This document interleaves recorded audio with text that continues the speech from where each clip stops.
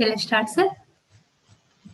Yes, please. Respected resource person, Sri L. Jayaraman, sir, and other fellow members of our fraternity present here. Very good evening to one and all.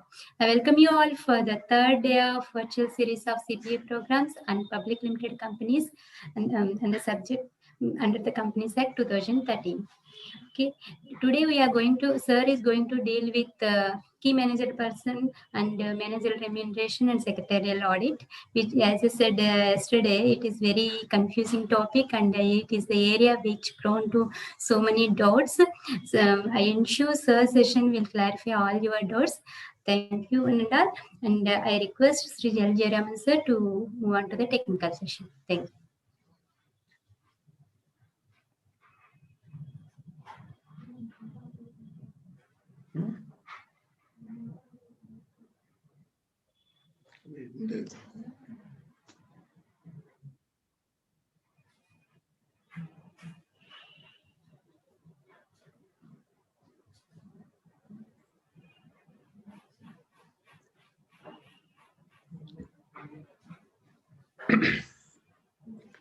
So, good evening, my dear participants. Thank you very much, the management committee members of Vijayawada. In the last session today regarding public limited companies, I would like to discuss first the managerial personnel, the remuneration payable to them before we go further. As you are aware, there are three managerial persons recognized in the Companies Act. The first is the managing director, the second is the whole-time director, and the third, the manager. In my session in private companies, I discussed at length the role of all these three people. Managing director is a person who is given the substantial powers of management, which otherwise is not taxable by him. So MD is a person who is given purchase powers, sales powers, recruitment powers, dismissal powers, administrative powers, managerial powers and all, delegated by the board. Whole-time director also is given substantial powers, but he is given sectoral powers. For example, you have director finance, means finance-related substantial powers of management. Director production means production-related substantial powers of management. Then manager. Manager is a person, he may or may not be a director, and he is given with the whole of management, powers to manage the whole of the affairs. So therefore, manager is much, much more powerful than managing director.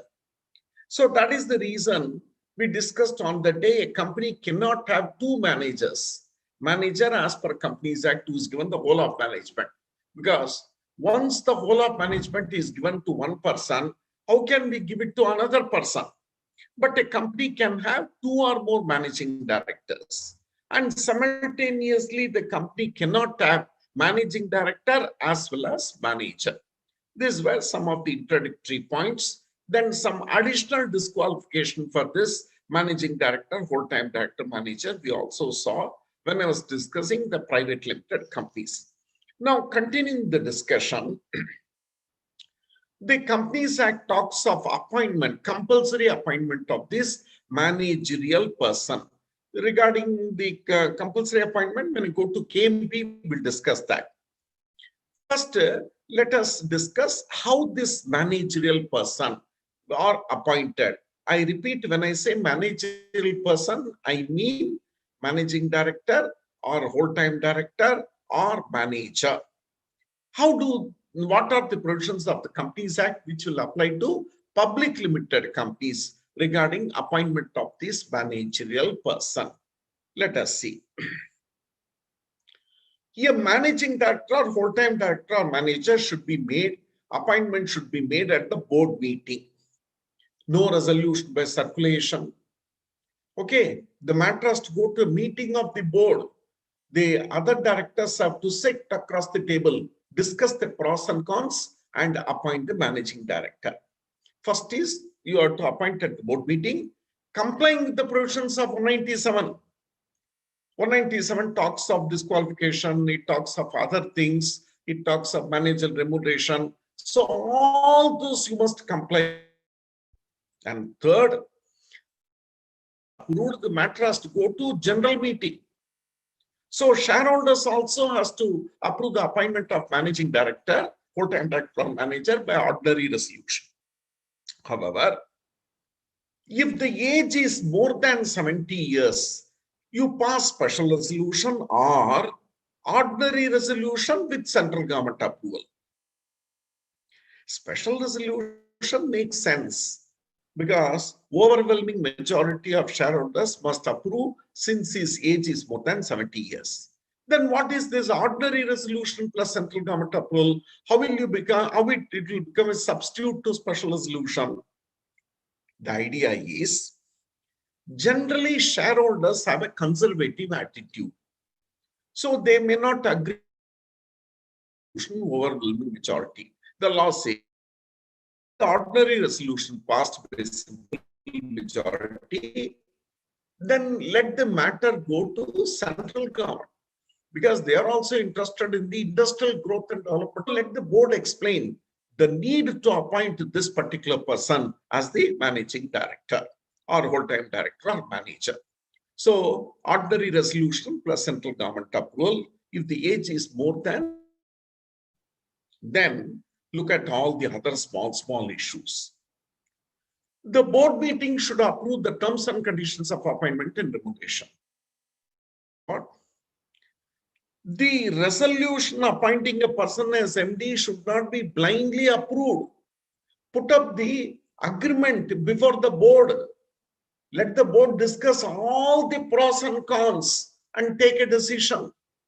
So no other small issue can be given to a director or delegated to any person. Complete terms and conditions of appointment, remuneration, everything has to be approved. The resolution must specify. And not only that, when you call the board meeting as well as general meeting, the agenda notes as well as the explanatory statement must give all these details, complete terms of appointment of MD, full-time director, manager, remuneration, and interest of other directors in the appointment. It means let the board involve themselves in informed decision-making process. So also the shareholders. Hey, look, he's the managing director. Hundreds and thousands of crores of companies' money is concentrated on this one person called managing director or full-time director or manager. That is why so many provisions. The other day I was telling you, the board only gives a color to the decisions already taken by this MD, full-time director, manager, and shareholders are further dummy.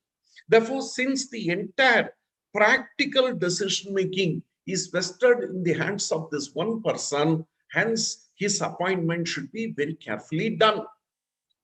Let the shareholders overwhelmingly approve, let them understand this person and give their approval. That is the whole idea. Then, now, board approval is over, general meeting approval is over by ordinary or special resolution in some cases. Now we'll divide into two routes. One is you comply with Schedule 5. We'll discuss that. You comply with Part 1 of Schedule 5. No central government approval. You don't comply with Schedule 5, then central government approval is required. So let us understand one method of appointment of MD, full-time director, manager is board approval, general meeting approval, then Schedule 5 compliance. Another route is board approval, general meeting approval, and then central government approval if you don't comply with Schedule 5. This is the route. And in case you are complying with Schedule 5, you have to file with the one form known as MR1 within 60 days of appointment. If you are going in the other route, that is, you are not complying with Schedule 5, you must make an application to central government in form number MR2 within 90 days of appointment. One notable point you have to observe here is he is not talking of any prior approvals. So you appoint a managing director, board approval, general meeting approval, and then file with the ROC, the Schedule 5 compliance in MR1 within 60 days. Then go to the central government for approval in MR2 if you're not complying with Schedule 5 within 90 days of the appointment. So the notable point is no prior central government approval is contemplated here. So I made a table. This is how it happens. Appointment of MD, whole-time director, manager. First, you comply with section 197, then pass a board resolution. Before you pass a board resolution, get the terms and conditions, remuneration, everything approved in the board resolution, and the notice must include all these details so that they involve themselves in informed decision-making process. Then get the general meeting approval, ordinary or special resolution as I discussed, and the notice must give all the terms and conditions. Then we go into two routes. If it is Schedule 5 appointment, MR1 has to be filed within 60 days. If it is central government approval, MR2 has to be filed with the government for approval and you're within 90 days. This is the summary which I discussed so far. Then, please understand you already appointed him. The board has already appointed him. He started acting as MD, whole-time director, manager. He has entered into hundreds and thousands of contracts on behalf of the company. Now a situation may happen. The matter goes to approval for approval, they may not approve it. When the matter goes to general meeting for approval, come on, they may not approve it. Then, suppose when he was appointed on 1st January, the general meeting was held somewhere on 15th February, and they have disapproved the appointment. Then, what about the acts done by this MD, whole-time director, manager from 1st January to almost 15th February, 45 days? You would have entered into thousands of contracts on behalf of the company, if not more. The law beautifully says, even if the general meeting disapproves, whatever acts he has done up to the date of disapproval will be valid. That means company will take the responsibility. Another issue. Now, if you are going through Schedule 5 route, no subject of discussion. If you are going in the second route where you require central government approval, we just now discussed the application has to be made to central government within 90 days. Nowhere they said that central government approval should be obtained within 90 days, not required. So once you make an application to central government, say we make first appointment is 1st January, you make an application somewhere at the last day, 27th or 28th March, then central government will take their own sweet time. They took another 4 or 5 months or even say 6 months, and somewhere around 30th September, almost after 9 months, if the central government has approved, no subject of discussion. If the central government has sent a letter of disapproval, now a problem comes. Now, if they have sent a letter of disapproval, now what are the questions before us? One, what about the validity manager up to 30th September till the date of disapproval by the central government? Second, what about the remuneration, whatever he has received for these 9 months? The remuneration runs in lakhs of rupees. So totally it may touch even 1 crore also. So these are the issues before us. Now let us look at what he says. If the appointment is not approved, such person shall vacate his office on the date on which it's communicated. If he fails to do so, he shall be punishable with fine of 5,000 rupees every day. I want you to focus on a very important legal point here. He did not use the language, if the approval is not made by the central government, such a person shall deem to have vacated the office. That word has not come. He says, you must do a physical act of vacating your office. Kursi kali karo bhai sahab, come on, please get up. Now, let us practically see. He was appointed on 1st January. The letter has come on 29th September asking him to vacate his office. Now, listen very carefully. On 20th September, he may his office for about another 10 days, say somewhere up to 10th of October. Yes, he can continue his office for next 10 days. At the risk of payment of fine of 5,000 rupees per day, he can continue his office. So what about the acts done by him during this period of 10 days valid? What about the salary you are paid to him for 10 days valid? Why did he designate this like this? Why did he make the provision like this? He could have said, central government has disapproved your appointment, so you are deemed to have vacated the office. No, this is because he is a managing director, old-time director manager. He is doing a lot of acts on behalf of the government, on behalf of the company. So in a very irresponsible way, he cannot throw the office and go out just because he received a letter from the central government. That's the point. So in the second point, please understand, if he was appointed on 1st January, government has sent a letter on 29th September, and he physically vacates the office on 10th October, then all the acts done by him from 1st January to 10th October is valid. All the remuneration which you paid to him on 1st January to 10th October is very valid. And only thing he has to pay a fine, risk of payment of fine of 5,000 rupees for this 10-12 days. So this is the language which is used. This they have designed because he is a MD. Hundreds of contracts he has already. He cannot in a rush just walk out. He has to hand over all the charge to the board of directors and then only leave. So this is the way you have to understand all these provisions. Apply to private company. This is only for public company. So once again, just for understanding, let me repeat. Board has to approve the appointment. The terms and conditions has to be approved. Board resolution must give all the details. Then the matter will go to general meeting. First, you have to comply with 197. Then the matter will go to general meeting, ordinary or special resolution. Shareholders must be given all those information. First route of approval, you comply with Schedule 5. Then MR1, you file within 60 days, no central government approval. Second route will be general meeting, make application to central government in MR2 within 90 days. So if you don't comply with Schedule 5, this is what we discussed. And even if the general meeting does not approve or central government does not approve, you have all the acts which you have done up to the date of vacating the office is valid, and the remuneration and other things which you have taken is valid. So the company has to take the responsibility.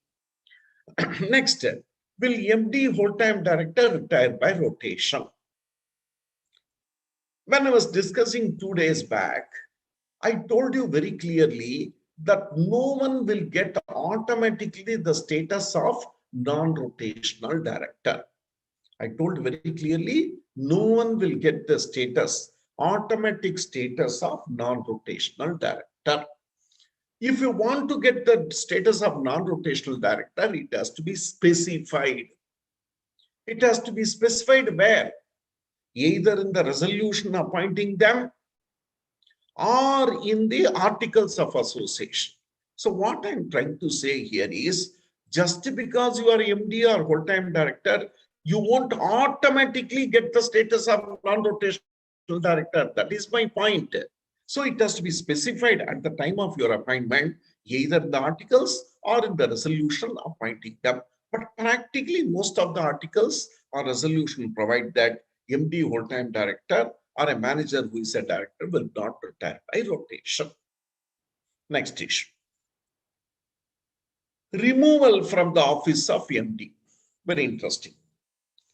When you want to remove a director, the elaborate procedure given under 169 has to be complied.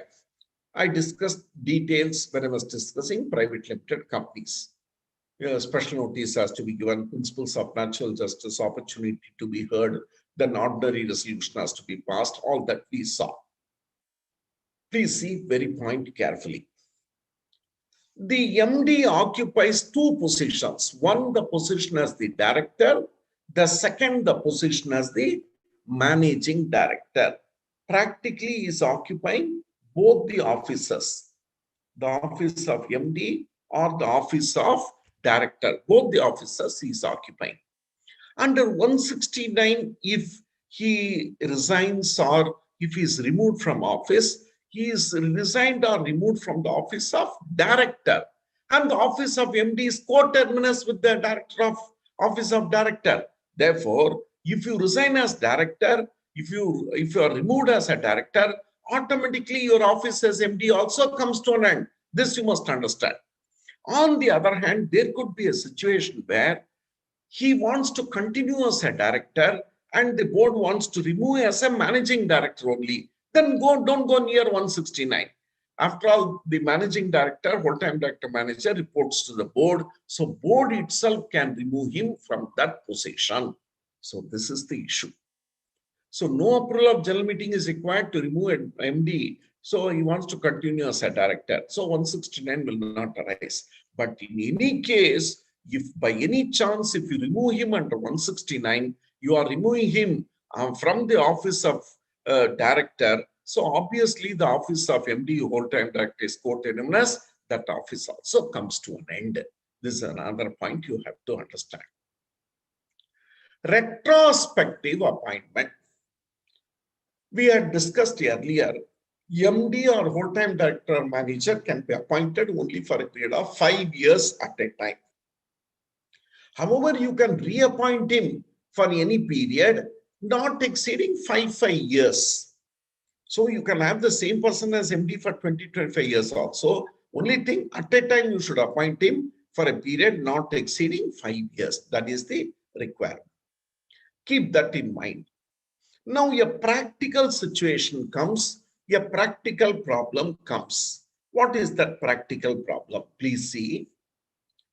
Suppose a person was appointed as MD for a period of 5 years from 1/1/2011 to 31st December 2015.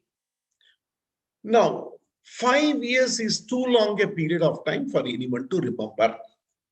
So what happened? The company secretary forgot, MD forgot, the top management forgot this period. And he continued as MD even till today.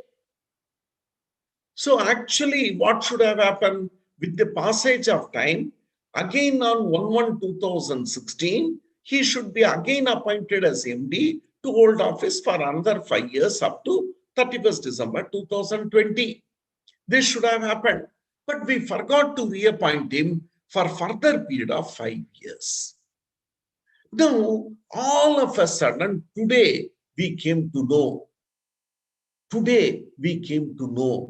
That is 23rd December 2020, we came to know, he is holding the office of MD or whole-time director or manager without a regular appointment from 1/1/2016. He is holding office. And today we have realized this. What shall we do now? What shall we do now? What is the issue? Almost for 5 years, he has received remuneration. Around 5 to 6 crores, not a small amount. He has received remuneration from the company, legal remuneration. Second issue, from 1/1/2016 till date, almost for 5 years, he has entered into thousands and lakhs of contracts on behalf of the company. What will happen to all that? So the only probable solution could be, I have not finished my sentence. So today, 23rd December 2020, only the probable solution could be you want to reappoint him retrospectively from 1/1/2016 to 31st December 2020 to save himself. You got the point? This is probably the only solution we can think of. Hence, the question of retrospective appointment will arise. You understood now? What has happened is, I have not reappointed him for 5 years, but he is acting as MD. So what are the issues before me? His appointment itself is invalid, but he has entered into lakhs of contracts, and then he has also drawn remuneration running in lakhs and crores of rupees. So what is the solution today? If permitted, he should be retrospectively reappointed from 1/1/2016 to 31st December 2020. The matter went to the department. So they raised this issue. can we reappoint MD today from the old date? Department said, I'll break your legs. No retrospective appointment.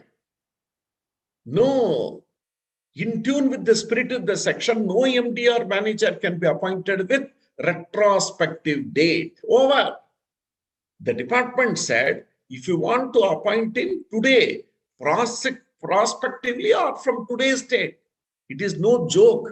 It doesn't make any sense that you reappoint him from retrospective date. Okay, now what is the solution now? You continue my example. For almost 5 years, he has received lakhs of rupees as remuneration, crores of rupees, and lakhs of contracts were entered on behalf of the company.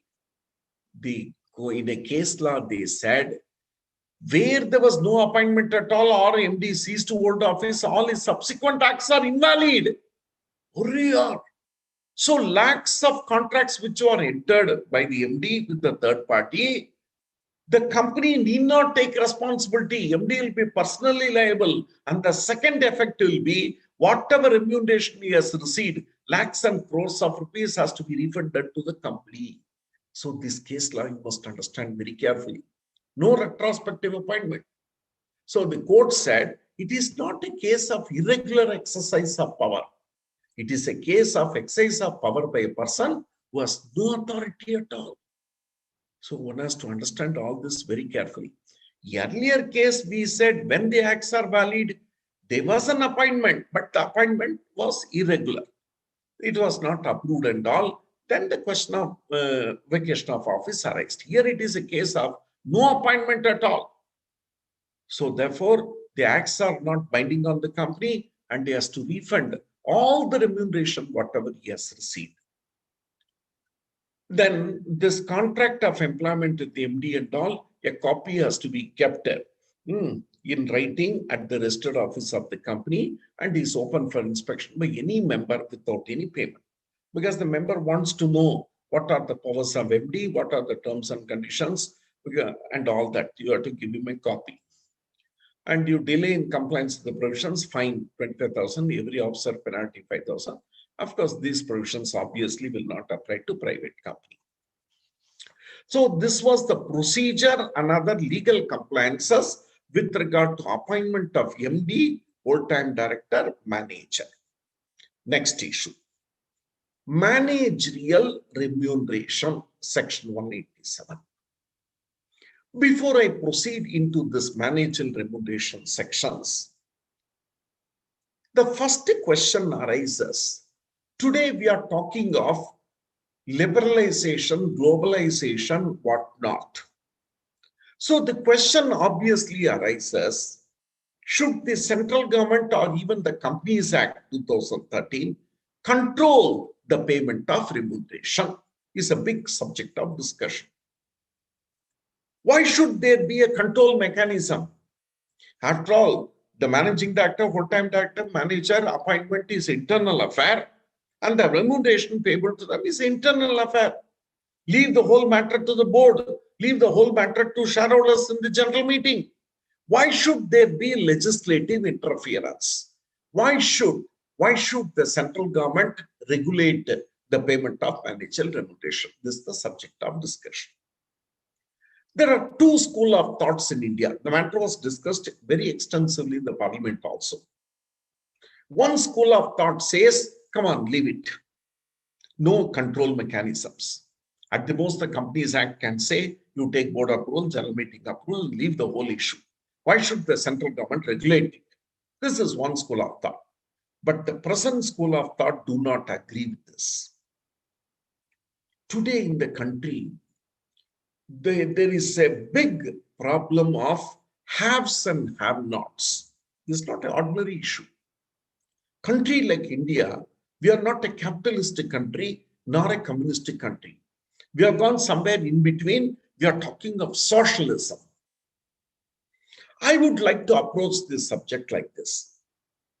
Now, what is the maximum salary which we pay to a central government or even state government employee? Let's start from the beginning. Maximum salary. salary or remuneration, whatever you call. How much we pay to Chief Secretary of a state or Principal Secretary to Government of India or Chief Justice of India or Police Commissioner or for that matter Chief Election Commissioner or some Supreme Court judge like that. What is the maximum salary we pay for such highest responsible positions held, or even Prime Minister or Chief Minister or Governor, whatever it is? Broadly speaking, I'm not going into delicacies, I'm not going into intricacies. Broadly speaking, I have never seen they getting more than 3 to 4 lakhs per month. With all the perquisites and all, at a higher range, let us say they can get 5 lakhs per month. That's all. With all the tremendous responsibilities on their shoulder, they almost work 24 hours per day. I'm talking of salary. So 24 hours per day. So the government, we are paying maximum, say 5 lakhs per month. Now come to corporates. Take the extreme case of Reliance Industries Limited. Extreme case. Reliance Industries Limited gets a net profit of 10,000 crores. It is more than that. I'm taking a very low figure. Their net profit per annum is 10,000 crores. And with regulated mechanism itself, the Companies Act permits to pay him remuneration of 5% of the net profits per financial year. So 5% of 10,000, 5% of 10,000 obviously comes to 500 crores. So if you put it somewhere in monthly basis, you can take 40 crores. What? 40 crores. If he wants, Mukesh Ambani can withdraw as salary. I'm not talking payment of dividend or interest and all. Salary. With control mechanism itself, Mukesh can withdraw 40 crores as salary per month. He may not be withdrawing, but if he wants, he can withdraw. Where is 5 lakhs? Where is 40 crores? Any comparison? No comparison at all. This is the issue before us. Inequalities, disparities in income. So corporates, see, after all, the efforts which are put from a human point of view is almost the same or something more is what the government puts the effort. So the differences between rich and poor, have and have-nots, this is a big subject of discussion. So anyway, today we have decided no more free mechanism of payment of remuneration. There has to be some kind of control mechanism in managerial remuneration, at least for public companies. I repeat, private companies, any remuneration you can pay. Their Companies Act does not talk of any control mechanism for private companies because public interest is not involved. So in private companies, you pass a board resolution, pay any salary he wants. But when it comes to public companies, Section 197 talks of control mechanism in managerial remuneration. You keep in mind. This will apply for both listed as well as unlisted public companies.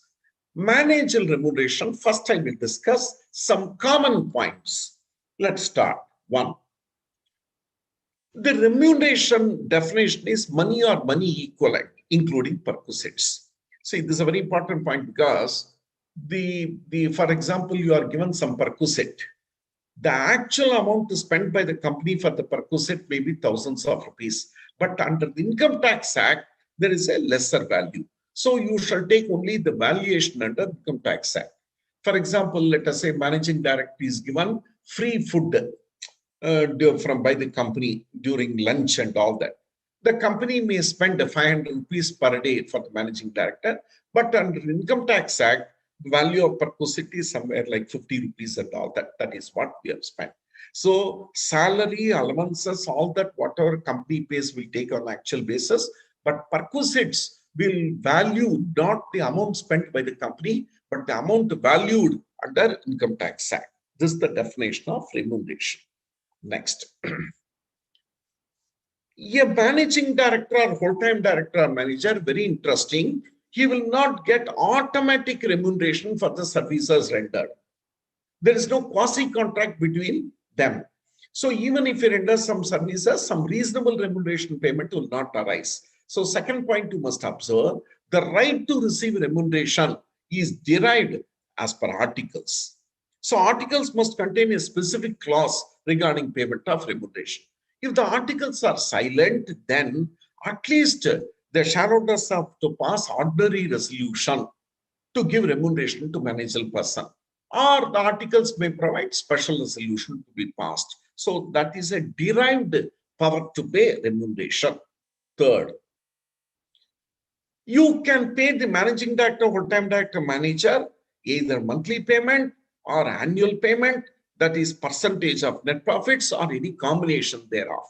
See, this point arises because suppose you pay 5% of net profits. Net profits will arise only after the end of the financial year. Not only after the end of the financial year, you have to wait for another 6 months. So for April 2020 remuneration, you mean to say you will wait for September 2021? Idiotic. So what the law is saying, you start withdrawing. You start withdrawing in anticipation of profits. In the end, if you have withdrawn more, you will refund it. No offense committed. You have withdrawn less, you take the balance. So that is the point here. In anticipation, you can pay monthly payment, quarterly payment, annual payment, commission, or any combination thereof. Next, the main point. In a public company, listed or unlisted, the overall remuneration payable to all the directors, including managing director, full-time director, and manager, who may or may not be a director, should be limited to 11% of net profits. This you should sink in your mind. 11% of net profits. Fair enough. The idea is you earn profits for the company and you take remuneration. We have no problem. So for the financial year, all this managerial person, who is a managerial person? All the ordinary directors, managing director, full-time director, manager, all of them put together, how much you can pay? Not exceeding 11% of the net profits. Then you want more than this 11% of net profits. Now there's an amendment, no more central government approval. The company itself can take a decision by passing ordinary resolution in the general meeting. They can pay more than 11% of the net profits subject to Schedule 5. Now clear? No central government approval in the matter of payment of remuneration. First, the law says is what? All these people automatically will get up to 11% of net profits. They want more than this 11% of net profits, any amount, but there should be profit, not loss making. More than 11% of net profits, ordinary resolution in general meeting you pass. Fair enough. Next. These provisions, once again I repeat, will not apply to private company, which means private company, there's no public interest involved. The whole section will not apply. You pay whatever you want. Sitting fees is excluded in the calculation of the limit. Hey, very interesting.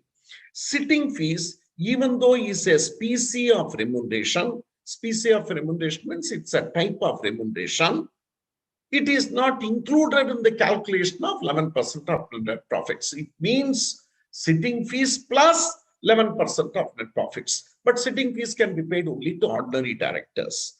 And these restrictions will not apply to government companies also. That's all. So these are the common points regarding payment of remuneration to all the directors, managing director, full-time director, and manager. Leaving all the other procedural aspects, the main point is you can pay them 11% of net profits. More than 11% of net profits, an ordinary resolution required. Sitting fees will not be included in that 11% of net profits. This is what we discussed. Now I'll go into the second area of discussion, specifics regarding remuneration payable to MD or full-time director or manager. Within that limit of 11% of net profits, how much individually we can pay to MD, full-time director or manager, individual limits. Come on, let's start. We'll now divide the companies into two categories: profit-making company, loss-making company. If it is a profit-making company, the law says for one MD, whole-time director, manager, you can pay how much? Up to 5% of the net profits. Fair enough. One MD or one managing director or one whole-time director or one manager, you can pay 5%. If there are more than one of these combinations, that means what, two MDs or managing director and whole-time director or manager and whole-time director, any combination in a single company, there is more than this combination, then all of them together, how much you can pay? 10% of the net profits. Fair enough. One MD, whole-time director, manager, individually you can pay 5%. All of them together, you can pay 10% of the net profits. A query was asked some time back by a chartered accountant, sir, the overall remuneration to all of them is 10%. Suppose you visualize a situation, a company has one MD and whole-time director. Whole-time director says 3% of net profits is sufficient for me. Can you pay 7% of net profits to MD? No. You must not read any section independently. You must combine with the previous paragraph and read.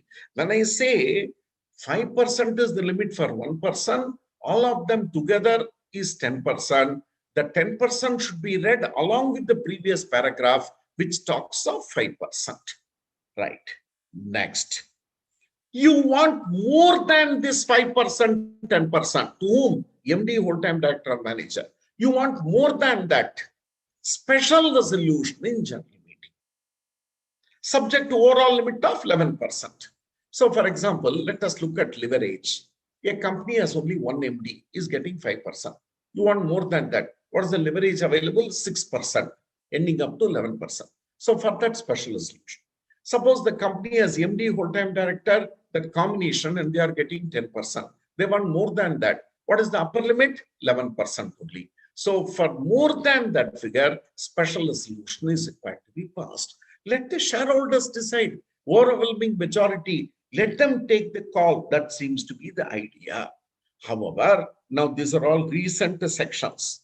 You want to pay more than this, that is more than 5% or 10%, up to 11%. Not only special resolution, creditors approval is also required now. If you have taken, if they are defaulted, if there's no default, no subject of discussion, you are defaulted in the payment of interest or principal to bank, public financial institution, non-convertible debenture holders or other secured creditor, no unsecured creditor, their approval also is to be taken before the special resolution is required to be passed. Right. This is all regarding profit-making company. So come back. It is a public company. It's a profit-making company. One MD, whole-time director, please take 5% of net profits. All of them together, MD, whole-time director, manager together, 10% of net profits. You want more than this 5%, 10%, up to the overall limit of 11%, special resolution, plus the creditors' approval in case of their default. This is profit-making company. If it is loss-making company, after all, MD, whole-time director has put in a lot of efforts and earning of profits is not in their hands. Earning of profits is definitely not in their hands. It depends on various market factors. Depends on the competition, depends on the product, it depends on various factors. MD has put their effort, a whole-time director manager has put their effort. Still, we have incurred loss on inadequate profit. What is inadequate profit? I'll discuss later. Rupees, 100 rupees, that 5% doesn't make sense. Then the law beautifully says, I have put some limits under Schedule 5. I put certain limits under Schedule 5. Based on the effective capital of the company, you take up to that maximum. Beautiful, problem solved. You forget the 10%, 5% and all. Based on the effective capital under Schedule 5, I put some limits. You please take. This is only in case of loss-making company. Am I clear? So, notwithstanding anything contained, the company has no profits. They may pay all these people as per Schedule 5. No central government approval. Previously, one more than Schedule 5 central government approval. All that has been removed now. In remuneration, no central government approval. Whatever limits I specified in Schedule 5, simply follow that and you take. If it is a loss-making company, over. That's all. These are the limits. So come back, profit-making company, 5%, 10%. You want more than that, up to 11%, special resolution plus creditors approval. Loss-making company, based on the effective capital, you take as per Schedule 5. If still you are exceeding all these limits, you will be caught as holding office or place of profit related party transaction. There you will be caught. Now, if it is a loss-making company, no, profit, right? Next, how much remuneration you will pay to ordinary directors? Who is an ordinary director? Who is neither managing director, full-time director, nor a manager. Just a director. How much remuneration you will pay? What are the limits payable to them in a public company? 1, sitting fees. For ordinary directors, how much you will pay as sitting fees? How much you will pay as sitting fees? After all, and sitting fees is payable without, even if you earn profits. Even a loss-making company can pay sitting fees. Sitting fees is paid out of capital. So after all, the ordinary director has come and attended the meeting. It is nothing to do whether you earn profit or even loss. So now, very surprising, you can pay sitting fees as decided by the board, or for committee meeting also can pay sitting fees in a public company, which cannot exceed 1 lakh per meeting. 1 lakh you can pay for his attending the meeting for 2 hours, 3 hours. Say it's not the quantity of time, it is the quality of time which they spend. After all, before they come to the board meeting, how much of homework they would have done? So yesterday itself I told you, you pay, then you will get good people. So now the government says, if you cannot pay more than 1 lakh, but below 1 lakh, the board can fix it. You can pay 50,000, 75,000 at all. Ordinary public company, whether listed or not, you can pay up to 1 lakh sitting fees. Then some more issues. Can I pay differential sitting fees? Yes. One director, I want to pay 50,000, another director 75,000, another director 80,000. Yes. But what is the only one condition? When you are paying the differential sitting fees, the sitting fees to women director and independent director should not be less than the other directors. Beautiful. Suppose you are paying 80,000 to some directors and below 80 to other directors. Okay, you pay, but that 80,000 must be paid to women director as well as independent director. That is the rider, whether it is listed or unlisted. And overall remuneration does not exclude, exclude sitting fees. I told you sitting fees plus managerial remuneration, 11% of net profits. And sitting fees limits will not apply to private company, but you can pay any amount you want. Next. Sitting fees, one very important point. I came to the meeting. I stay in Hyderabad. The board meeting is held in Chennai. I took the morning flight, came all the way to Chennai, and I attended the board meeting. Listen carefully. Quorum was not there. Then we read elsewhere, if the quorum is not there, it will be adjourned to next week. Will I get sitting fees for that? Yes. Sitting fees is payable for attending the meeting. So, which means to be present. So, holding the meeting is not the criteria. I've come to the meeting, I get sitting fees. Suppose if it is adjourned, again I come for the adjourned meeting, will I get sitting fees? Yes, yes, and yes. This is the correct stand. It's not my mistake. I'll get sitting fees for that. For every adjournment, I can get sitting fees.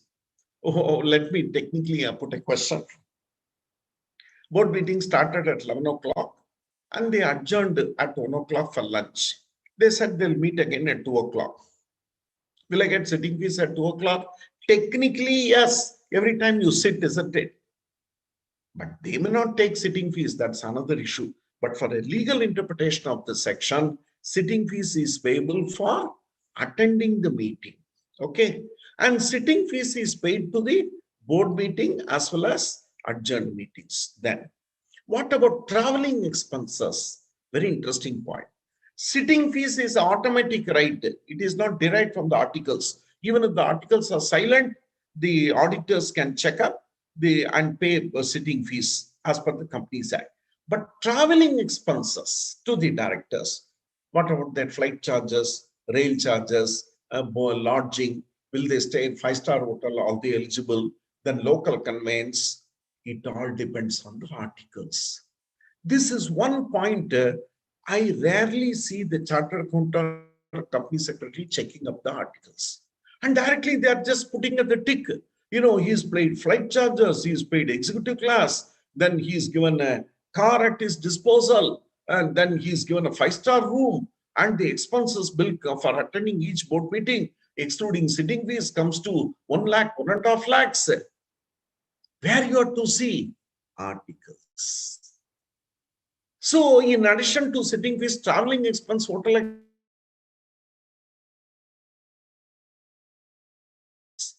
and these expenses can be paid not only for attending board meeting, committee meeting, but also general meetings. Very interesting.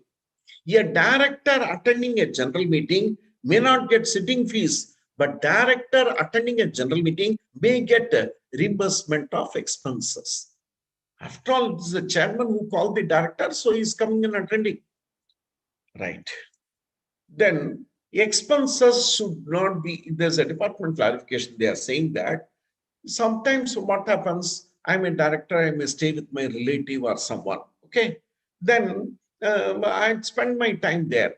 But for that, then I will not get any expense reimbursements. But the law says if the company has got some traveling expense rules, wherein you make your own arrangement for boarding, lodging, you may be paid 5,000, 10,000 like that, you pay that, doesn't matter. But these expenses should be kept at a minimum.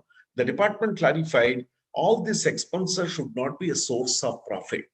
And they went to the extent of saying that in a same day, if you are attending 2-3 board meetings, traveling expense should be proportionately shared. It shouldn't be a source of profit. But sitting fees for separate meeting, you can take.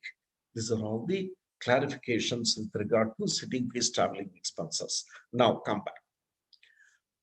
A ordinary director, irrespective whether the company earns profits or not, they may get sitting fees up to 1 lakh, traveling expenses as per the articles.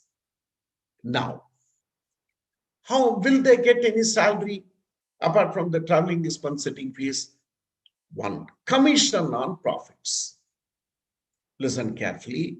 If it is a loss-making company, no further payment. 1,000 times I'm telling, you can't, these ordinary directors in a public company cannot withdraw 1 rupee also. Loss-making company, they can get only sitting fees, expense reimbursement. 1 rupee, they cannot take a salary or commission. Set in your mind. నువ్వు manage చేసావా company ఎంత బాగా manage చేసావు ఏం manage చేసావు loss making salary కావాలా చంపేస్తారు as simple as that. So set in your mind, in a public company whether listed or not, ordinary directors in case of loss making company they will not get any further payment. Ordinary directors in case of profit making company they will get some more payment. Ordinary directors, how much? The remuneration payable to ordinary directors, they are neither MD whole-time director, shall not exceed 1% of the net profits if there is MD whole-time director manager, 3% of net profits in other case. Please see. Already there is one MD whole-time director manager. He may get 5% and 10% together. Leave it. There will be ordinary directors all together, not one fellow. All the ordinary directors together, how much you can pay? 1% of the net profits. If it is no managing director, whole-time director manager, it's a board managed company, then all the ordinary directors together, they can get how much? 3%. Now you go for any combination, it will not exceed 11%. If the company has only one MD, 5%. And ordinary directors together, 1%, total is 6%. If the company has more than one MD whole-time director, 10% plus ordinary director, 1%, 11%. If the company does not have MD whole-time director manager, ordinary directors all together will get how much? 3%. That's all. Now the rider. No, sir, ordinary director says they want more than this 1%, 3%, up to that 11%, special resolution has to be passed. Let's see the leverage situation one. There's already one MD is getting 5%. Now, ordinary directors, they're getting 1%. They want more than that. What is the leverage? Another 5%. You can apply. Second situation. Already MD whole-time director, they are getting 10%. Ordinary directors, they are getting how much? 1%. So totally they are getting 11%. Now don't apply because there's no leverage. Situation 3. There's no MD whole-time director and all. All the ordinary directors getting 3%. They want more than this. Leverage available is 8%. So you want more than these limits up to that 11%. Special resolution is required to be passed. Let the shareholders decide. Then creditors approval also required. In case you are defaulted to the bank financial institutions, non-convertible debenture holders, prior approval should be taken before that special resolution is passed. That's it. That's it. Over. That's all. This you must sink in your mind. Listen very carefully. Overall remuneration in a public company, 11% of net profits. You want more than 11%, ordinary resolution. Sitting fees will not come under remuneration. Sitting fees plus 11% of net profits. The whole restriction will not apply to private company. Now come to individual limits and for MD whole-time director or manager. MD whole-time director manager will not get sitting fees or expense reimbursement because it is their duty to come and attend the meeting. Then he says if it's a profit-making company, one MD whole-time director manager, you take 5%. More than one MD whole-time director manager altogether, you take 10%. You want more than this up to that 11%, special resolution plus creditors approval. In case of whole-time director managing director manager, if it's a loss-making company, you take schedule 5 payments based on effective capital, which I meant to discuss. Come to ordinary directors. Ordinary directors will get sitting fees, maximum 1 lakh, expense reimbursement as per articles. If it is a loss-making company, no further payment. If it is a profit-making company, 1% you can take if the company has no managing director, whole-time director. 3% you can take. If the company has a MD whole-time director, 1%. If the company does not have MD whole-time director, all ordinary directors together 3%. They want more than these limits up to 11%. Special resolution plus creditors approval. This much only the remuneration payable. I'm yet to discuss Schedule 5. Other small issues in remuneration. First, for independent directors, stock options also can be given. Earlier, this restriction is there. It has been removed now. Stock options you can give for independent director is an ordinary director. You will get sitting fees, expense reimbursement, 1%, 3% commission, everything you can give to independent directors also. Now, very interesting point.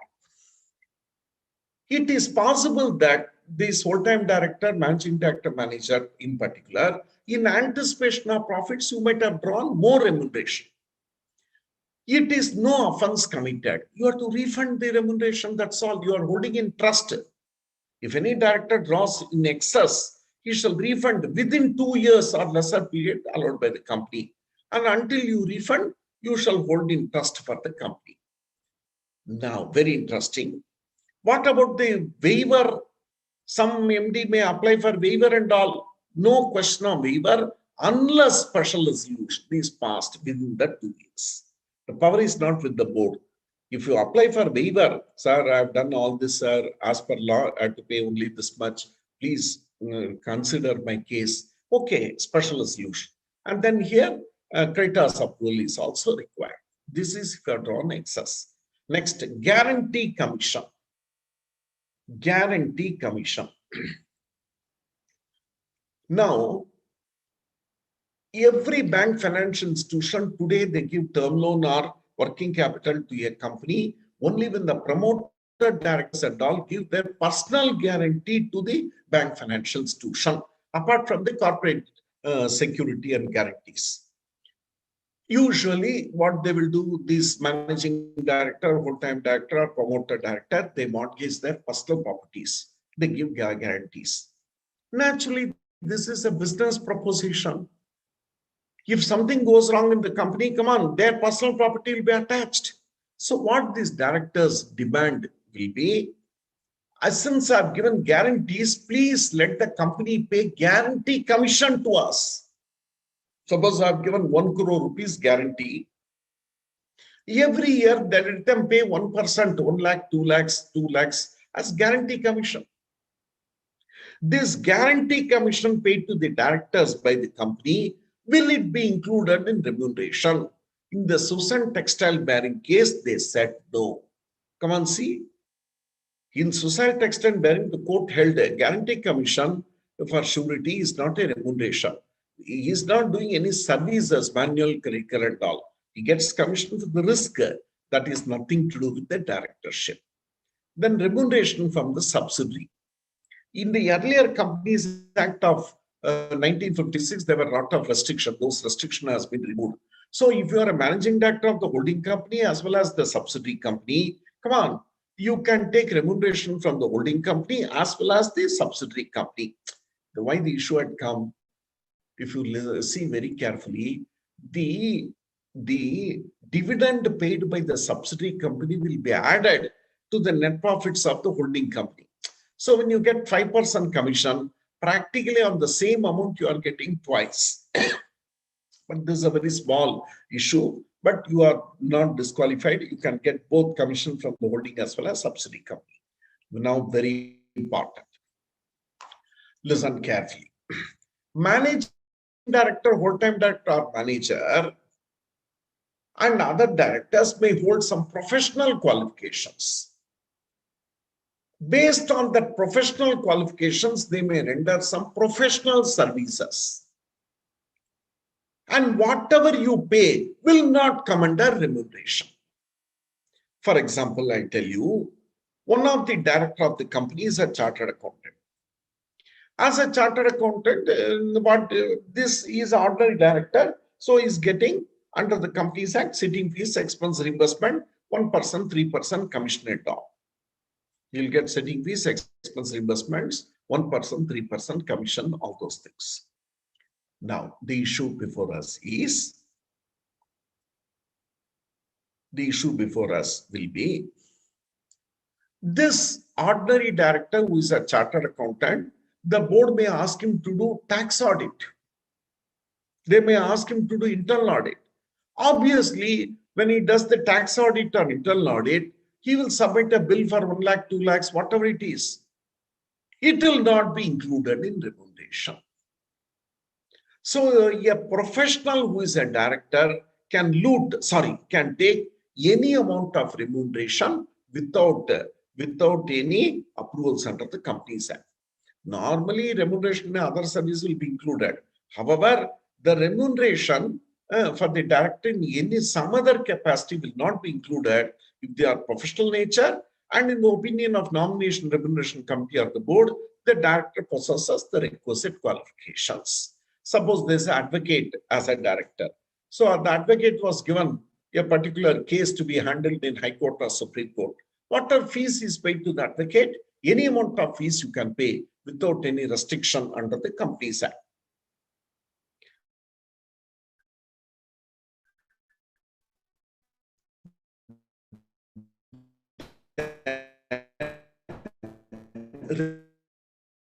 Closed in the listed company. Next, insurance premium. Please see insurance premium. Now, in the present Companies Act, particularly 2013 Companies Act, you might see tremendous penalties, fines are prescribed for directors. Now, certain insurance companies are offering insurance coverage for the directors. Very interesting. So, if a director is penalized to pay 5 lakhs, 10 lakhs as fine, come on, he'll pay the fine to the department or court, but he will get insurance coverage for that. So naturally, the company takes the insurance coverage for its directors, and the premium is paid to the insurance company by the company. That insurance premium paid by the company to the insurance company, will it for the benefit of the directors, will it amount to remuneration? The answer is no. However, there's a rider. In that particular year, if the director has committed some offense, as a result of which he was liable to pay some fine to the court, and during that time the insurance company has reimbursed that fine, for that year, whatever premium paid will be treated as remuneration, not otherwise. Any insurance taken by the company on behalf of KMP in respect of negligent default, breach of duty and all, the premium will not be part of remuneration. However, if the person is proved to be guilty, then the premium paid on the insurance will be treated as part of remuneration. Auditors to report. This is the most important point now. The revised Caro report and all that, and also as per section 143, in case of public company, the auditors in their audit report has to make a statement whether the remuneration paid by the directors is in accordance with the provisions, whether the remuneration, if you are paid in excess, details of such excess. So it is the need for every auditor of a public company to go through all these provisions of remuneration and the procedures and accordingly give a statement in their audit report as per 143. This is a new addition in the present Companies Act. Then for listed company, you have to give some details of top 10 employees who are getting how much? 8.5 lakhs per month, very big amount. And per annum, 102 lakhs, only top 10 employees. Their full details are to be given, designation, remuneration, nature of employment. That means what? They are trying to say, Hare is such a big person, he's getting 8.5 lakhs. Let the shareholders know what is all his performance, what is his position. So it's more a information given to the shareholders in the director's report for 10 top employees who are drawing more than 8.5 lakhs per month. Of course, if you are working out of the country, then the particulars are to be filed with the registrar. Then you should put up all the particulars in the AGM 3 days before the AGM. If you don't comply with all these provisions, the penalty is 1 lakh for the company. And whereas the default is made by a company, person has to pay 1 lakh, company default will be 5 lakhs. We'll now move on to Schedule 5. Now, reference to Schedule 5, where did we make? At 2 places, we made a reference to Schedule 5. At 2 places, we made a reference to Schedule 5. One is, if you comply with all the conditions of Schedule 5, no central government approval for appointment itself. Second, in case of loss-making company, MD whole-time director manager will get some assured remuneration based on Schedule 5, based on the effective capital. So for these 2 reasons, you have to read Schedule 5. And Schedule 5 has no relevance for private companies. Even for public companies, Schedule 5 will not apply to ordinary directors. So in public companies also, Schedule 5 is relevant only for MD, whole-time director and manager. You have to refer to conditions and remuneration payable. Right. Part 1. Conditions of appointment of MD, whole-time director manager without central government approval. See very carefully. In 1988, almost 32 years back, that was the time when I set up practice. First time in the old Companies Act, Schedule 13 was introduced. The background is, prior to 1988, every appointment of MD, whole-time director manager required central government approval. Then the CA Institute and CS Institute fought with the government and said, you make some guidelines very clear. We have got professionals in our institute. They will verify these guidelines and give the approval. They'll file that MR1 certifying the appointment. That is how Schedule 13 was introduced. It was an area of practice for the chartered accountants as well as company secretaries.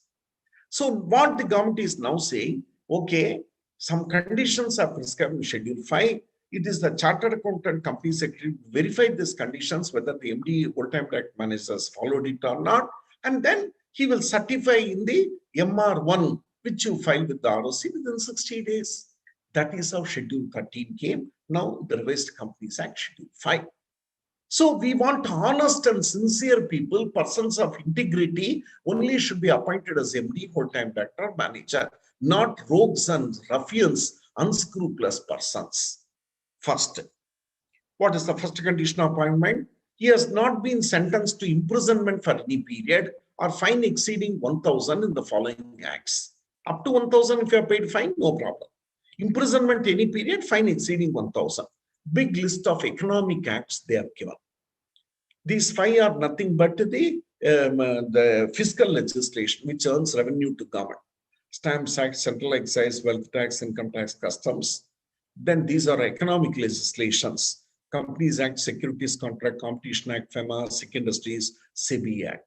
Now, these are industrial development, foreign trade. Now they have added all this. Apart from the Foreign Food Adulteration, Essential Commodities Act, money laundering, IBC, GST, they have added all this. So come back, in these 18 legislations, if any time earlier you have been imprisoned even for a single day or fined more than 1,000, come on, you are not complying with Schedule 5, central government approval will be required, like that. First condition. And our Fugitive Economic Offenders Act. Some small issues. See, this 164 disqualification, 196 additional disqualification, plus Schedule 5, they're all complementary to each other. They're all steps at every stage you have to comply. If you look at the list, labor laws, pollution costs are not covered. They generally cover economic fiscal legislation. So the word used is convicted. If he is arrested and taken to police custody, he can be appointed to Schedule 5. Then he should be convicted by court. Quasi-judicial bodies like Competition Commission of India, consumer courts, if they convict him, he can still be appointed to Schedule 5. The offense which has been compounded will not be tracked as conviction. Very interesting point. Now, as a compounding fee for an offense, you are paid 10,000. You can still be appointed to Schedule 5 because compounding is not conviction. Next, first condition is he should not be convicted in those 17, 18 legislations. Then he should not have been arrested, detained for any period under Coffee Pose Act. Of course, this has been removed now. It is substituted by money laundering. But those who have been convicted earlier, so that has been retained. The difference between A and B is in B, just arrested, just detained. One day you went to imprisonment under Coffee Posa, you cannot act as MD, whole-time director or manager. Third, one more point. Provided the central government has given the approval for appointment, no further approval. Listen very carefully. Now, a person has paid a fine of 10,000 rupees under the Companies Act, so he cannot be appointed to Schedule 5. You would have taken central government approval, right? Now, having taken central government approval, he was appointed as MD from 1st January 2011 to 31st December 2015. Then again he is to be reappointed to the same company or some other company for the old offense. Again and again, you need not go to central government for approval. Got it? Once the central government approval is obtained, it means the magnitude of the offense is not severe. So they have given the approval. Magnitude of the offense is not severe. So they have given the approval. So for the same offense, a second time onwards, you can be appointed to Schedule 5 unless you are committed one more offense. Third requirement, the age must be between 21 and 70 under Schedule 5, not just 18, minimum 21 to 70. If you are more than 70, special resolution has to be passed. Special resolution. We already saw in the additional disqualification also. We also saw. So if more than 70, special resolution has to be passed. Right.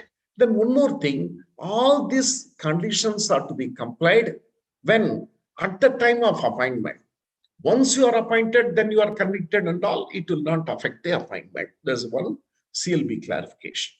Then the next condition, he should be a resident of India. Come on, tell me, what are the conditions? He should not be convicted imprisonment any period, fine exceeding 1,000 rupees under any of the 18 legislations. He should not be detained under Coffee Posa. Then once convicted for subsequent appointments, come on, Schedule 5 is fine. Then age must be between 21 to 70. More than 70, special resolution will be required. The next condition is he should be a resident, not citizen of India, resident. So all non-residents cannot be appointed under Schedule 5. You have to go to central government for approval. He should be a resident. Now, there are two issues in resident. For the purpose of this schedule, resident includes a person who stayed 12 months in the immediate preceding year who has come to India for TD. Please see one point. The word resident is defined in the Income Tax Act in a different way. The word resident is defined in Foreign Exchange Management Act in a different way. The Companies Act also has defined the resident for the limited purpose of this section. It is nothing to do with the previous year, current year. It's a simple definition. It says two conditions. Today, if you are appointed, in the last 12 months prior to your appointment, you should have stayed in India. Nothing to do with the previous year. Last 12 months prior to appointment. And second condition is, why did you come to India? Not on tourist visa and all, for taking up employment or carrying on business or occasion in India. If you comply these two conditions, come on, you are a resident. One more point you must see, it's an inclusive definition, which means if you are already a resident under Income Tax Act or under FEMA, then or under Companies Act, anyone is sufficient. So if you don't come under this definition, also no issue. If you are already a resident under Income Tax or under FEMA, that is sufficient. This is an inclusive definition. Next, the condition will not apply to SEZ, provided he has entered after obtaining the employment visa. Now, this let us understand this way. Listen very carefully. Basically, he is a non-resident. He may be a foreigner or Indian, doesn't matter. Basically, he is a non-resident. But if you comply with these conditions for a limited purpose of the Companies Act, as Schedule 5, he will be treated as resident. Please see what are the conditions. Basically, you are non-resident. You are appointed in a public company in India as a Hindi whole-time director or manager. You are complied with all other conditions of Schedule 5. Only one you are not complying, that you are a non-resident. Then your unit is located in special economic zones, and then you entered India on direct employment visa. If you comply with all the 6 conditions, though you are a non-resident, you will be treated as resident. Beautiful. So in resident, 2 points you must know. You have to comply either with the Income Tax Resident or FEMA or Companies Act. Second point is, even though you are a non-resident, if you comply with all these conditions, you will be treated as a resident for the limited purpose of the act. Next, that's all. These are Part 1 conditions. If you comply with all the Part 1 conditions, you can be appointed in Schedule 5. If you don't comply with the Part 1 conditions, then you have to go to central government for approval. Now come to the second area of discussion, Part 2, remuneration when you can pay. Come on. Remuneration payable. See, this we have already discussed. This is of no relevance to us. Come back. MD, whole-time director or manager, if it is a profit-making company, come on, we don't have to see Schedule 5. You will get 5% of net profits, all of them together, 10% of net profits. The remuneration Part 2, Section 2 is only important. That is, how much will be paid in case of loss-making company. This is very important for us. Remuneration payable by companies having no profits or profit are inadequate. Let's concentrate.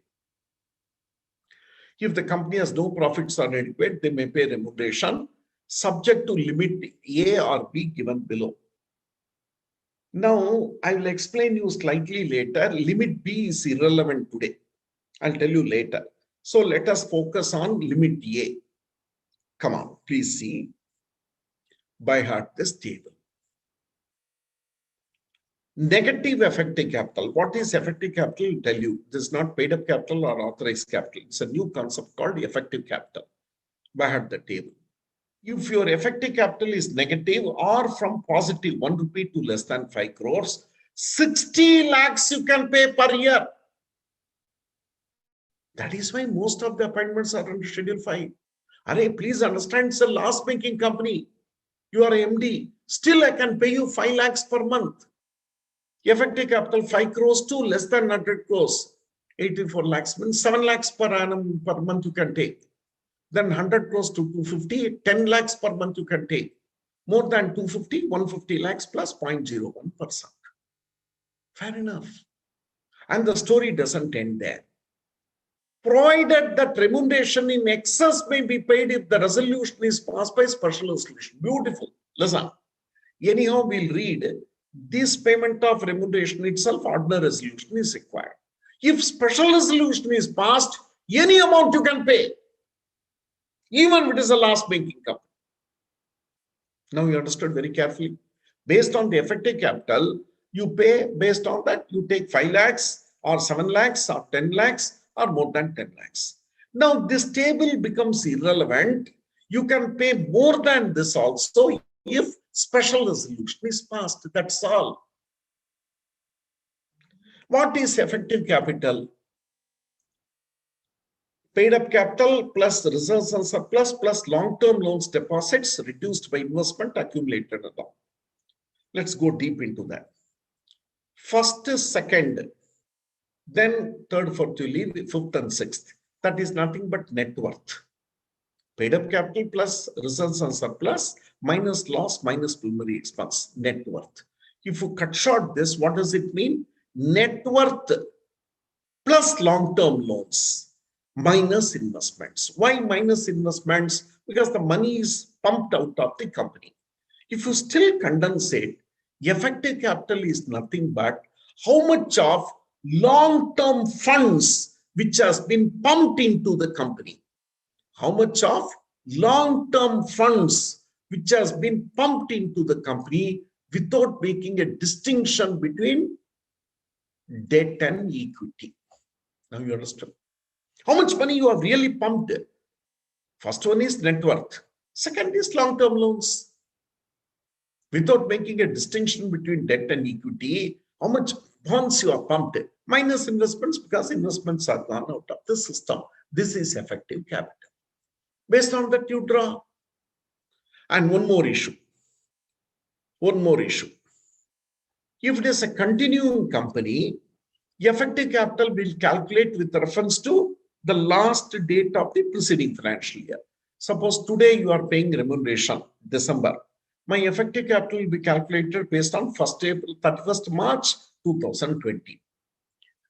So we'll take. But if it is the first year of operation, you will not have the balance sheet. Then you can take effective capital based on the ledger figures. In that case, P&L account and all will not come. In that case, only paid up capital plus long-term funds minus preliminary expense, if any, all that will come. So in the company, because in the first year itself, I want MD to be appointed, then you take effective capital based on ledger figure. In other cases, effective capital will always be calculated with reference to the last date of the preceding year. Then, negative effective capital, this comes in the negative effective capital means complete or put it this way, paid up capital 10 crores, long-term loans 40 crores. In the right side, asset side in the balance sheet, P&L account, debit balance 51 crores. Today, if the company goes into liquidation, not only the shareholders will not get anything, even the secured loan fellows also will not get anything. So company, then go MD. Anyway, negative effective capital. Right. Limits under B.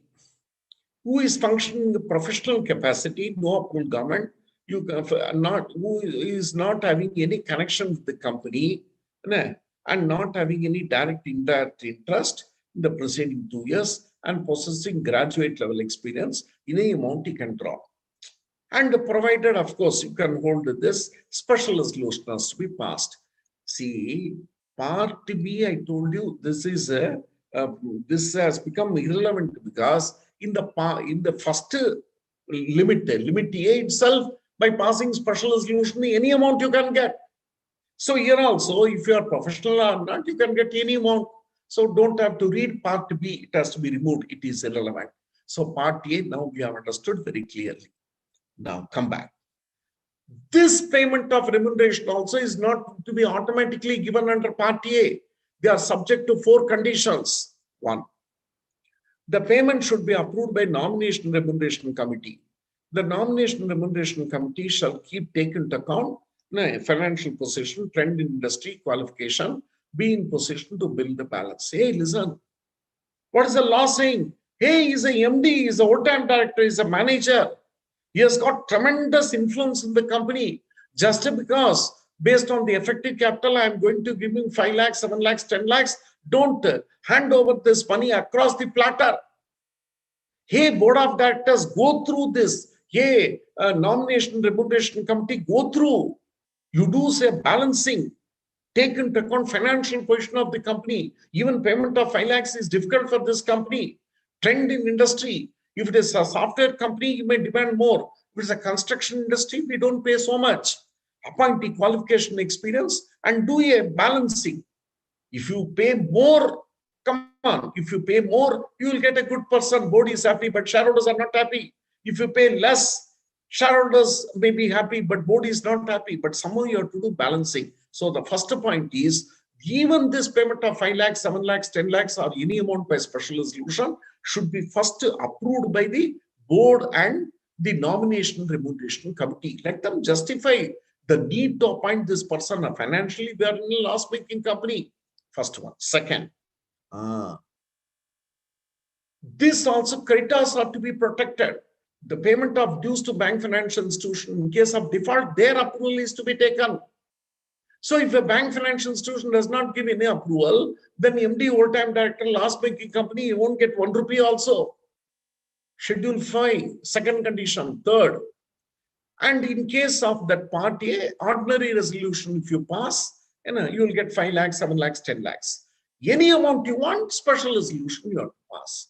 And in item B, I said item B is irrelevant. Anyhow, special resolution has to be passed. And when you pass this ordinary and special resolution, let not shareholders blindly pass the ordinary or special resolution. Let them involve themselves in informed decision-making process.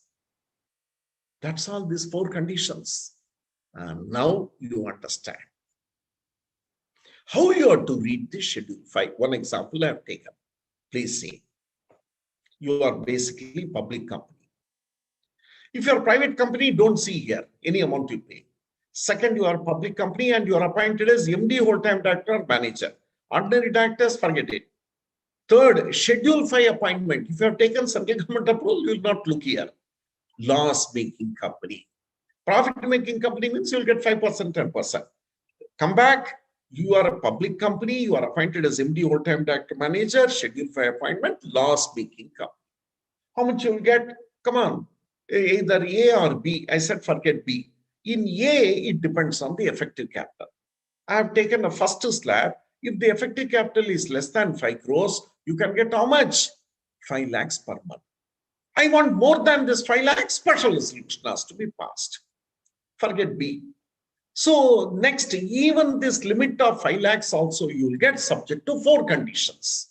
What are the 4 conditions? Nomination Remuneration Committee approval. Then second is the creditors approval in case of default. Third, special resolution, ordinary resolution in general meeting if it is within the limits, special resolution if it exceeds the limit, and fourth one, informed decision making process. Now you understood how you have to read schedule 5. If it is a public company, please read. You are MD, whole-time director, and schedule 5 appointment. If it's a profit making, don't bother. If it's a loss making company, then what you have to see? Effective capital. So effective capital up to, if your effective capital is 100 crores, you'll come the third slab. Third slab means 250 crores. The third slab, 100 crores. Then you can get 10 lakhs per month. 10 lakhs. No, sir, I want more than 10 lakhs. Any amount, special resolution. So they have simplified everything. Now no more central government approval and all that. Like this, you have to read. Now, apart from these limits, these perquisites will not come within the limit of 5 lakhs, 10 lakhs and all. Contribution to PF, gratuity, leave and cashback. And in case of NRI, apart from the limits, you will get those 3 plus children education allowance, holiday passage, LTC. One more restriction.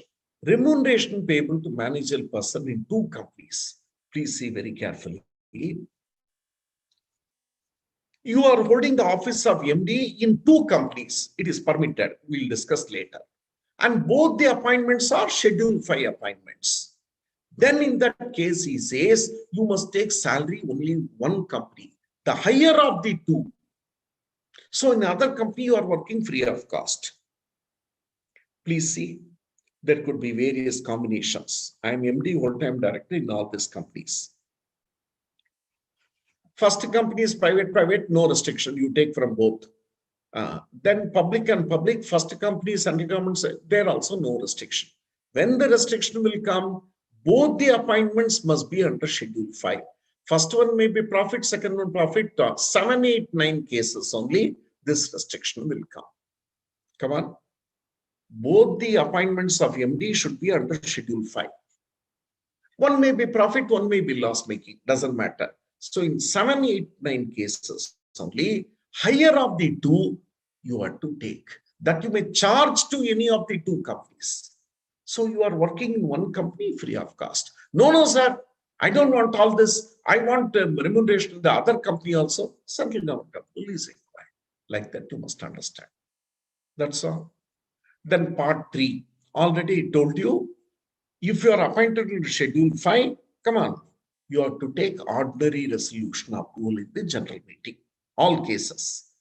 Special resolution is required when one is age is more than 70. Second one, you want more than the limit specified in table A. Then special resolution is required.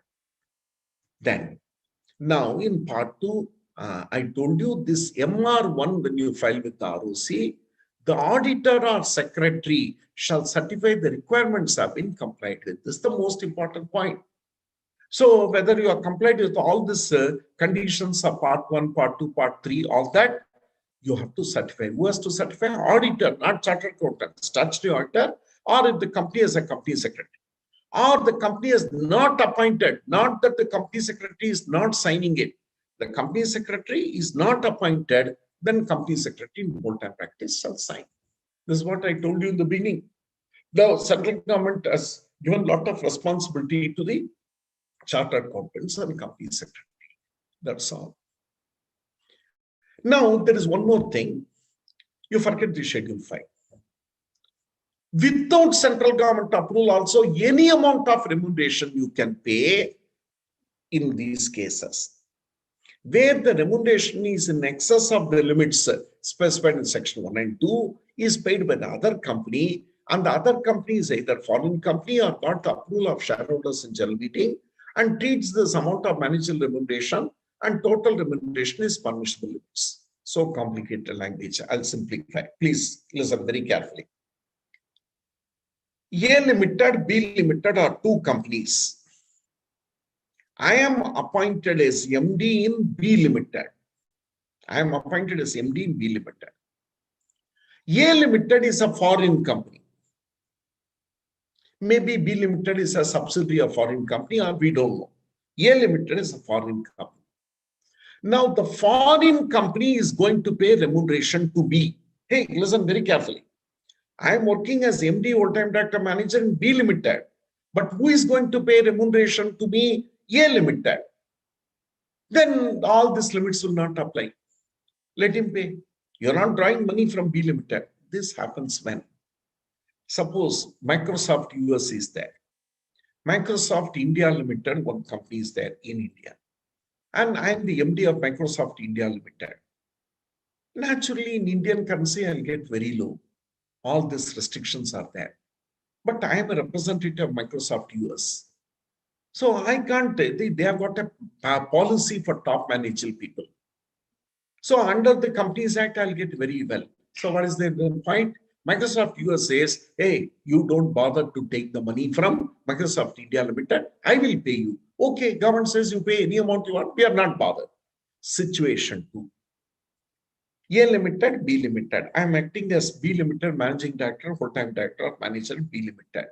A Limited is going to pay to me, is another company in India. Then A Limited will pay remuneration to me and charge in their books as if I am a managing director of that company. And they come within the limits of 5%, 10% of A Limited.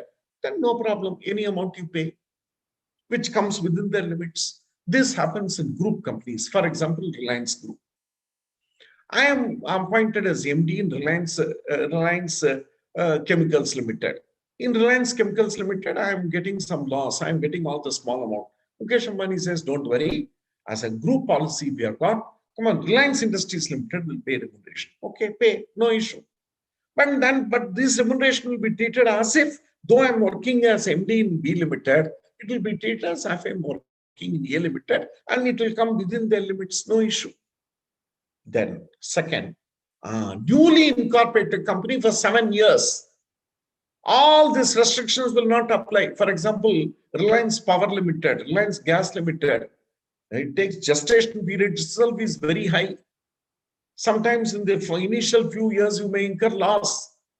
So any amount you want to pay, you pay. Newly incorporated company for 7 years. Third one, if it's a sick company or it has gone for revival and BFR NCLT has gone for revival, then any amount what they say can be paid. These restrictions will not apply. And another one, central government.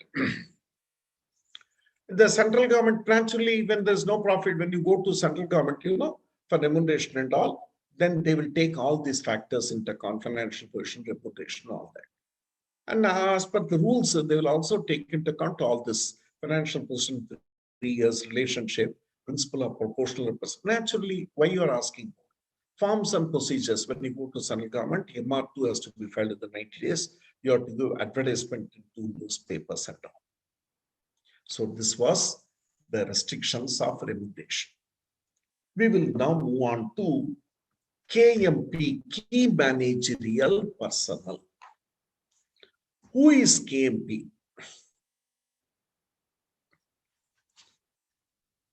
Chief Executive Officer.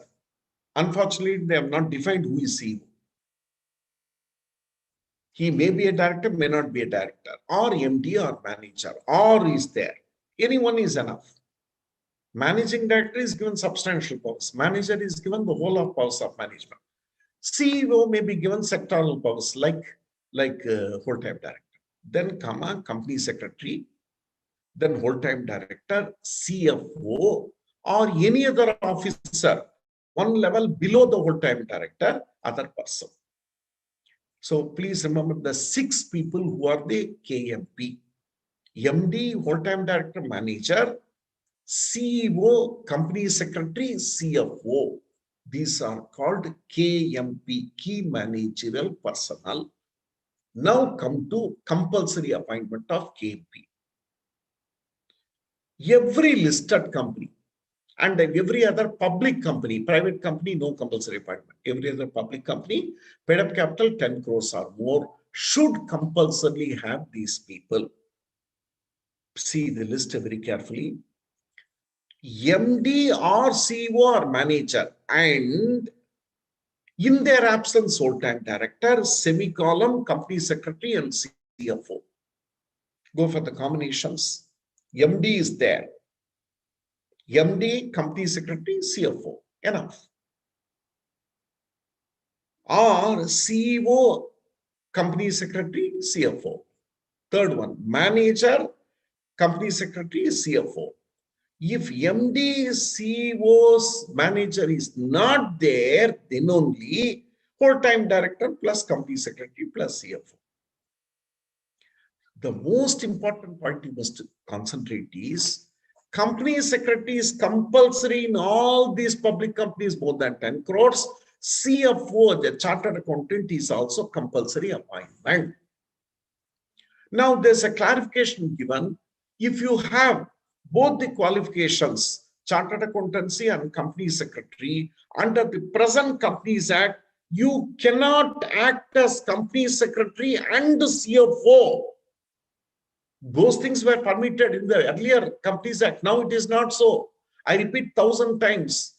If you have both the qualification of chartered accountancy and company secretary, you can hold only one position. So in a listed company or public company, 10 crores or above, there should be two separate persons. One fellow is company secretary, the other fellow is CFO. So please see, MD, whole-time director may be there, may not be there. So when MD is there, whole-time director need not be KMP. In their absence, only whole-time director will become a KMP. So company secretary, CFO very much will become KMP. So all our discussion, when you should have a managing director, when you should have a whole-time director, when you should have a manager, when you should have a company secretary, CFO, listed company or a public company having paid up capital how much? 10 crores or more, you must have these people. Very interesting.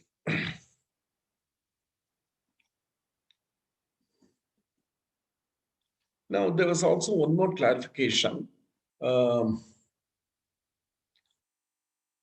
In case private company, if the paid up capital is 10 crores or more, company secretary appointment is compulsory. Next one. Appointment of KMP by board resolution. So MD cannot appoint the company secretary or CFO. Every whole-time KMP should be appointed only at the board meeting by resolution of the board in terms and conditions. And if any of them vacates the office, it has to be filled up within 6 months. Now the catch point.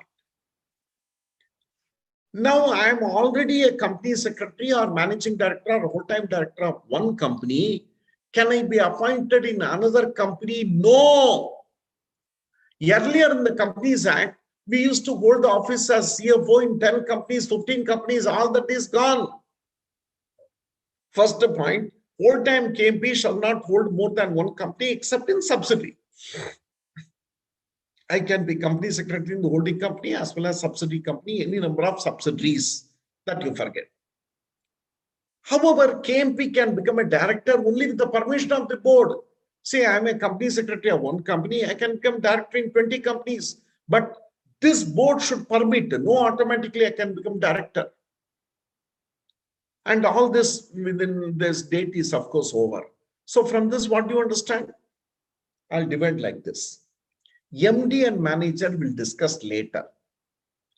Whole-time director, CEO, CFO, company secretary must restrict them activities only to one company.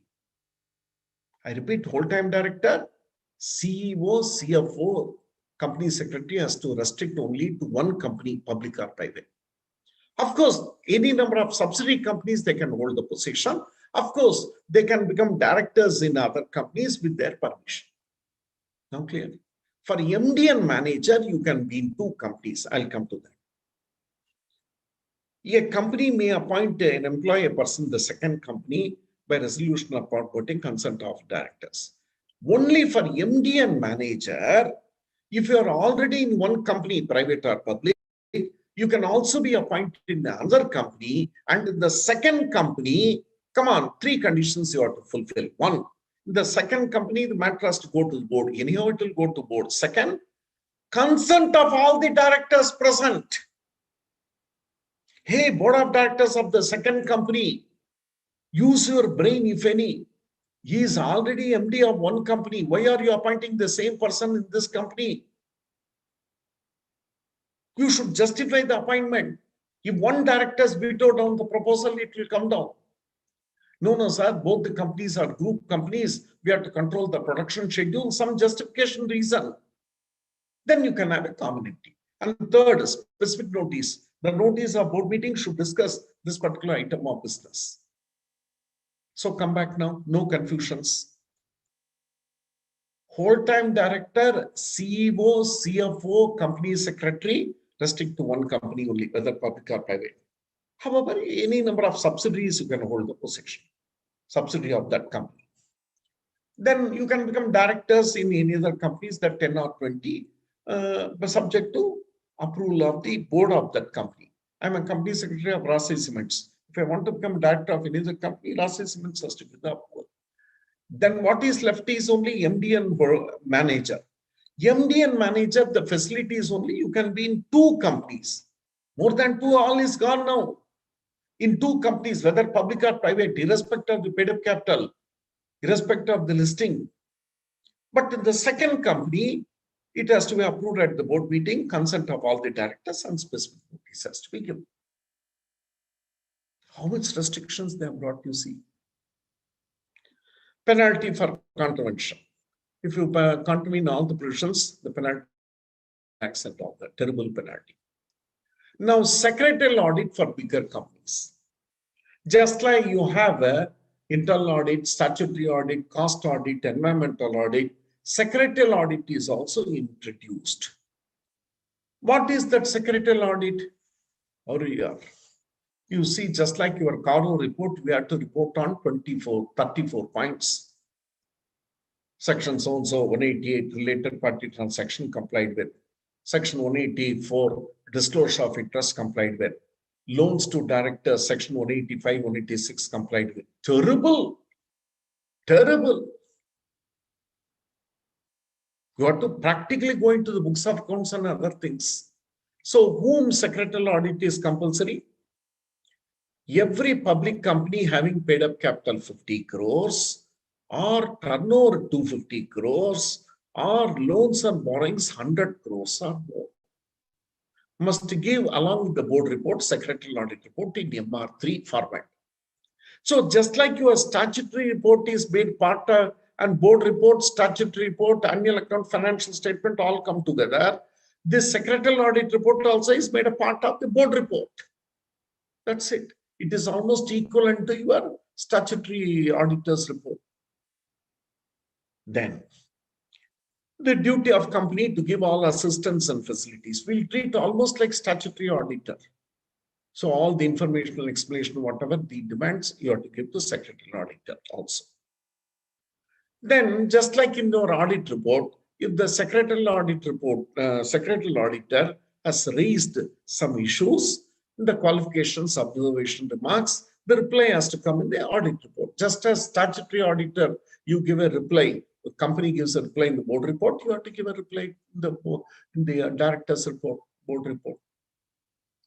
Contravention, the punishment will be not less than 1 lakh, which may go up to 5 lakh rupees in case of contravention. So my experience tells me we are in the very preliminary stage.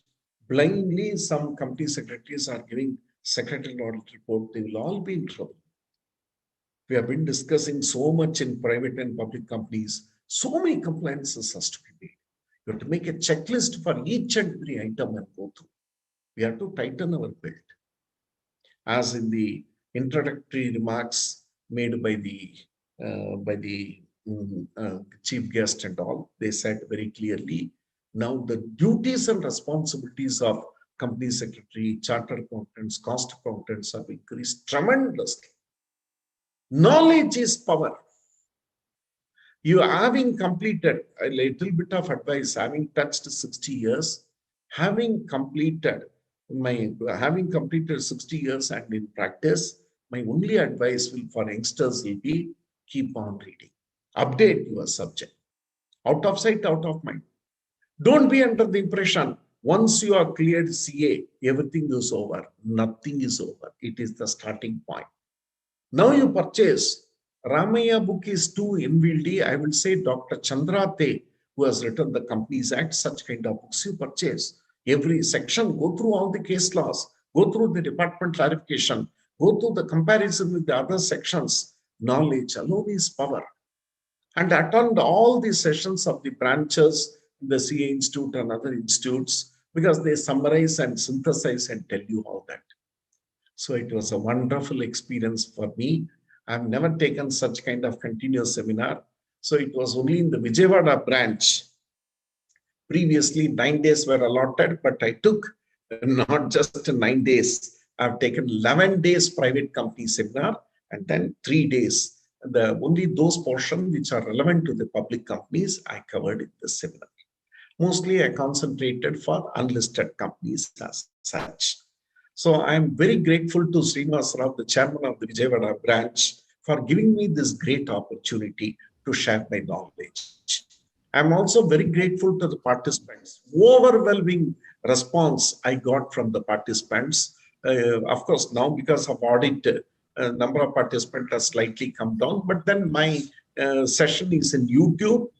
They are all participating in a very big way. They are seeing regularly. Earlier, 400, 500 people, and the kind of personal messages which I really overwhelms as such. Messages. So I thank you one and all for all the opportunity given to me, and my number is available, so you can always contact me. I'll be grateful to help the members and all that. Once again, thank the secretary, office bearers, other office bearers of Vijayawada branch for giving me the full cooperation in making this seminar a grand success. Thank you very much. Wish you all the best. God bless you all. Thank you. Thank you, Jayaraman sir, for wonderful sessions for all the 3 series and for enlightening us and with various provisions and also enriching our knowledge on Companies Act, both for private limited companies and public limited companies. Hope all the members present here would have added regarding with this in this subject. Thank you so much, sir. And also I thank all the participants for your precious presence, and even in the busy schedule, busy season also you have attended. Really thankful to you, and also your continuous. Please cooperate for our further programs also. Please extend your cooperation and support and everything for further programs. It will definitely boost up our energy to continue and conduct more and more programs. Thank you, one and all. Thank you so much. Thank you.